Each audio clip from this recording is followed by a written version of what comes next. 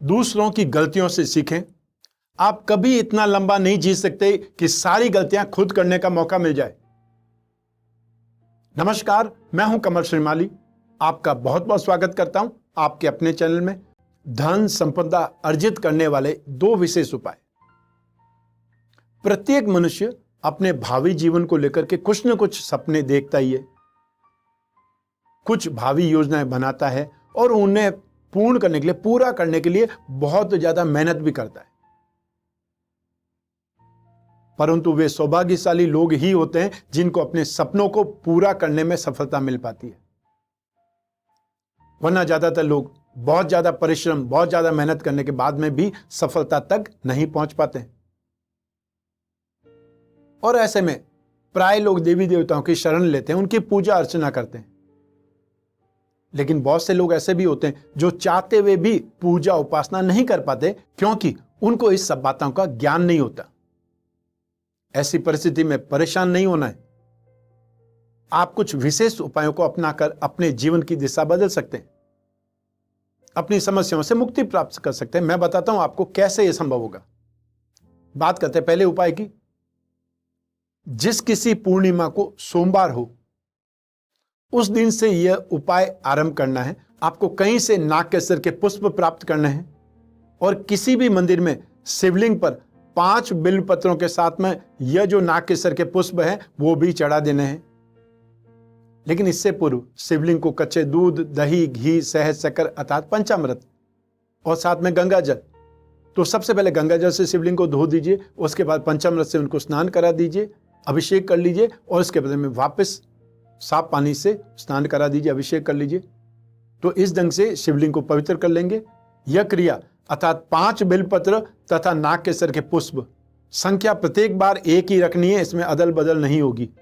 अगली पूर्णिमा तक निरंतर इसको चढ़ाते रहना है। इस पूजा में एक दिन की भी नागा नहीं होनी चाहिए, एक दिन का भी एब्सेंट नहीं होना चाहिए।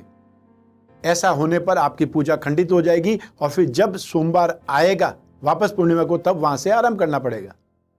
अर्थात आपको यह उपाय फिर किसी पूर्णिमा के दिन जब सोमवार पड़ेगा तब आरंभ करने तक आपको प्रतीक्षा करनी पड़ेगी, वेट करना पड़ेगा।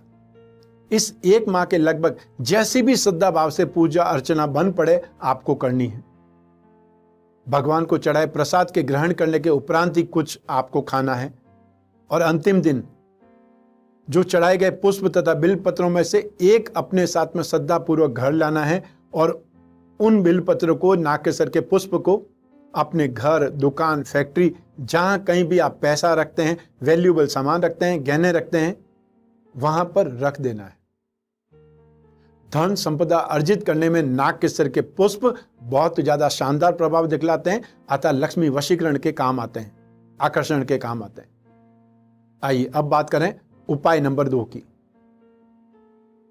यह उपाय उन व्यक्तियों के लिए बहुत लाभदायक है जो किसी भी प्रकार की दुकान करते हैं। कोई भी शनिवार को दुकान बंद करते समय, दुकान को मंगल करते समय बिना किसी के टोके 1 मुट्ठी साबुत काले उड़द आप दुकान में बिखेर दीजिए। अगले दिन अर्थात रविवार को, या रविवार को छुट्टी रहती है तो सोमवार को, दुकान खोलने के पश्चात में सर्वप्रथम झाड़ू से रात को बिखेरे गए उड़द के दाने इकट्ठे करके उनको कागज में पुड़िया बना लें और दुकान के बाहर कहीं सुरक्षित स्थान पर रख दें। रविवार को ही बुध की होरा में, यह आपको पंचांग से ध्यान पड़ेगा, इंटरनेट से ध्यान पड़ेगा, क्योंकि कौन सी तारीख को करेंगे उसका मैं अभी नहीं बता सकता, नहीं तो मैं अभी ही आपको टाइम भी बता देता। रविवार को ही बुध की होरा में दुकान के बाहर से अंदर आते समय दाईं ओर अर्थात राइट हैंड साइड में काले रंग के एक धागे में बिना दाग का एक पीला जो कागजी नींबू होता है तथा उसके ऊपर 5 या 7 बड़ी साबुत और ताजी मिर्ची पिरो करके टांग देनी है। सारी मिर्ची डंठल सहित होनी चाहिए और बुध की ही होरा में मिर्चों को पिरोने के बाद में एक 2.5 बाई 2.5 इंच का मोटे गत्ते को स्वास्तिक की आकृति में काट लेना है।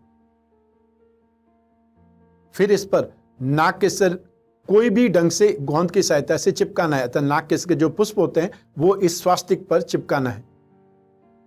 यह स्वास्तिक अब मिर्ची के ऊपर पिरोना है और दुकान के दरवाजे पर टांग देना है या ऊपर कील की सहायता से टांग देना है, शटर के ऊपर लगा देना है, चाहे कोई टैप लगा सकते हैं या कील लगा सकते हैं, और किसी भी ढंग से जो आपको उचित लगता है वो दुकान के ऊपर लटकता रहे, उसके नीचे से सारे ग्राहक आने चाहिए। शाम को घर लौटते समय जो उड़द के दाने आपने कहीं पर भी इकट्ठे करके रखे थे, पुड़ी बांध करके रखे थे, उसको पानी में छोड़ देना है।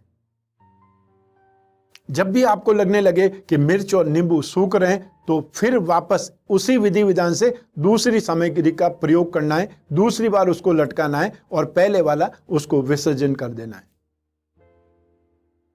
यह प्रयोग आज तक बहुत ही उपयोगी सिद्ध होता रहा है, आप भी करके देखिए।